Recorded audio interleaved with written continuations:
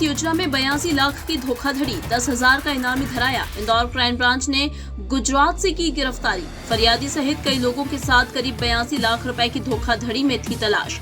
ID के flat दिखाकर आवेदकों को प्रधानमंत्री आवास योजना के फ्लैट दिलाने का झूठ बोलकर की थी धोखाधड़ी। आरोपी अपना नाम एवं शहर बदल बदल कर करता था धोखाधड़ी। आरोपी OLX के माध्यम से रूम्स किराए पर ढूंढता था, फिर रूममेट और उसके परिजनों को बनाता था ठगी के लिए target. DCP crime Rajesh Kumar Tripathi ने दी जानकारी। ये घटना हुई थी जिसकी FIR 27/3/25 को हुई थी। घटनाक्रम इस प्रकार से था कि एक व्यक्ति आया जो अपने आप को मुंबई से आना बताया और लेकिन उसने अपने आप को रहने वाला दीपक जिला बालाघाट का होना बताया और फिर यहाँ पर आकर के उसने धीरे धीरे यहाँ लोकल में एक फरियादी है जिसके साथ ठगी हुई है, उसका नाम है चंदन, इंद्रपुरी कॉलोनी भंवरकुआं का रहने वाला है। तो उसके साथ धीरे धीरे इसने दोस्ती बढ़ाई और इससे जब दोस्ती हो गई उसकी तो ये साथ में रहने लगे। साथ में रहने के बाद इन्होंने फिर एक सतपुड़ा इसने लड़के ने अपने जो रूम पार्टनर है उससे चर्चा की और उनको बताया कि हम प्रधानमंत्री रोजगार योजना के तहत मैं आपको फ्लैट दिलवा सकता हूं और उसके लिए इसने इस लड़के को सतपुड़ा परिसर सुपर कॉरिडोर और अरावली परिसर भूरी टेकरी यहाँ पे प्रधानमंत्री आवास योजना के कुछ फ्लैट इसने दिखाए और जब फ्लैट दिखाया तो इसके बाद में इसने वो उसकी बातों में आ गया और इसको जो है इसने लगभग टोटल 20 लाख रुपए इसने दे दिए। इसके बाद इसने इसी योजना को, जब इसका रूम पार्टनर इम्प्रेस हो गया तो इसी योजना को इसने अपने दोस्तों को भी बताया और इसमें नमेन चौधरी हैं और मोहित बाके, सौरभ पाटिल, गिरीश मेड़ा, ये इस तरह से इन लोगों से भी इसने लगभग टोटल 15-20 लोगों से 82 लाख रुपए इसने टोटल ले लिए। मज़े की बात यह है कि इसने अपना जो आधार कार्ड बताया वो भी इसके पहले ये मुंबई में भी रह चुका है और अहमदाबाद में भी रह चुका है, जहाँ पे अलग अलग नामों से ये रह चुका है। और मुंबई में वो जिस रूम पार्टनर के साथ रहता था उसी रूम पार्टनर का आधार कार्ड उसने अपने पास रख लिया था और उस आधार कार्ड के आधार पे उसने अपना नाम दीपक तुरकर बताया था।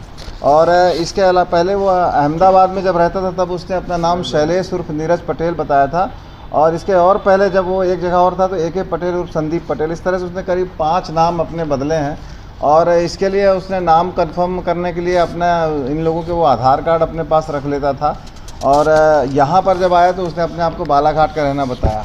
इस तरह से उसने अपनी पूरी पहचान छुपा करके और OLX और 99 एकड़ में अपने ऑनलाइन प्लेटफॉर्म के आधार पर रूम तलाश करना, फिर उनको रूम पार्टनर बनाना और अपनी कंपनी का नाम मैनिया द बिजनेस एम्पायर ऐसा करके बताना और उस पर ये बताना कि ये कंपनी हमारी जो है, जो भी सरकारी आवास है, फ्लैट है, इसको सस्ते दामों में दिलवाना या फिर इसको हम फेवर करके, सरकारी अधिकारियों को फेवर करके हम आपको सस्ते दामों में दिलवा सकते हैं अधिक से अधिक। इस तरह से इनके बातों में झांसे में आकर यहाँ पर इसने 88 लाख रुपए की ठगी की। इसके पहले भी इसने अहमदाबाद में और मुंबई में भी, अहमदाबाद में लगभग 10 लाख की ठगी करी है और मुंबई में भी इसने 20 लाख रुपए की नगर निगम में नौकरी दिलाने के नाम पे ठगी करी है।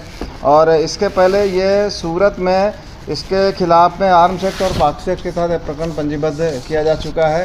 कई इन दोनों जो सूरत और मुंबई है इनकी पुलिस भी इनको लगातार तलाश कर रही थी, क्योंकि इसकी पहचान नहीं थी, इसने कोई अपनी आइडेंटिटी नहीं छोड़ी थी, इसलिए इसको काफ़ी मशक्क़त के बाद और टेक्निकल डेटा के आधार पर इसको सूरत से उठाया गया है और अब इससे कब्जे में लेकर के इसको विस्तृत पूछताछ की जा रही है। इसने जो पैसे 88 लाख रुपए लोगों के लिए वो कहाँ खर्च किए हैं, इसके संबंध में पुलिस रिमांड लेकर के विस्तृत पूछताछ की जा रही है। नहीं, अभी ये अकेले ही का करना पाया गया है।